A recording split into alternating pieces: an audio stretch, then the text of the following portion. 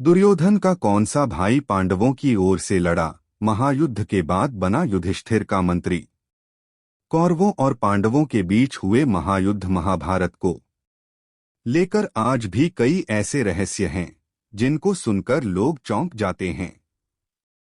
लगातार 18 दिन चले इस महायुद्ध में इतना बड़ा नरसंहार हुआ था कि युद्ध खत्म होने पर सिर्फ 18 योद्धा ही जीवित बचे थे। ज्यादातर लोगों को पता होगा कि महाभारत के युद्ध में सभी कौरव मार दिए गए थे।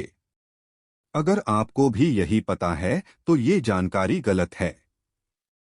दुर्योधन का एक भाई इस महायुद्ध के बाद भी जीवित बच गया था। दरअसल वह कौरवों के बजाय पांडवों की ओर से इस युद्ध में शामिल हुआ था। जानते हैं कि ये कौरव योद्धा कौन था, वह पांडवों की ओर से क्यों लड़ा और उसे क्या जिम्मेदारी दी गई थी। महाभारत के युद्ध में दुर्योधन समेत सभी 100 कौरवों को वीरगति प्राप्त हुई थी। यहाँ तक कि पांचों पांडवों श्री कृष्ण को छोड़कर उनकी ओर से भी सभी योद्धा वीरगति को प्राप्त हो गए थे। दोनों ओर से लड़ने वाले कुल 18 योद्धा ही युद्ध खत्म होने पर जीवित बचे थे। इनमें दुर्योधन का भाई युयुत्सु भी बच गया था।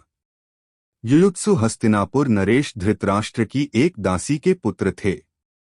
वह धर्मात्मा होने के कारण दुर्योधन के गलत कामों का विरोध करते रहते थे। इसलिए दुर्योधन और बाकी कौरव युयुत्सु को तरजीह नहीं देते थे।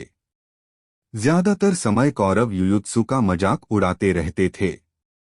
कौरवों ने जब महाभारत के युद्ध की घोषणा की तो युधिष्ठिर ने पहले ही दिन घोषणा कर दी कि ये धर्म की रक्षा का युद्ध है। पांडव अधर्म के खिलाफ धर्म की जीत के लिए युद्ध लड़ रहे हैं। उन्होंने घोषणा कर दी कि अगर कौरवों की तरफ से कोई भी योद्धा धर्म के पक्ष में अधर्म के खिलाफ युद्ध लड़ना चाहता है तो उसका पांडवों की सेना में स्वागत किया जाएगा। इस घोषणा को कौरवों की सेना में खड़े युयुत्सु ने भी सुना। इस धर्मात्मा कौरव युयुत्सु ने पांडवों की ओर से लड़ने का फैसला किया। वह तत्काल कौरवों की सेना छोड़कर पांडवों की सेना में शामिल हो गए। पांडवों में सबसे बड़े भाई युधिष्ठिर युयुत्सु की क्षमताओं और बुद्धिमानी से परिचित थे।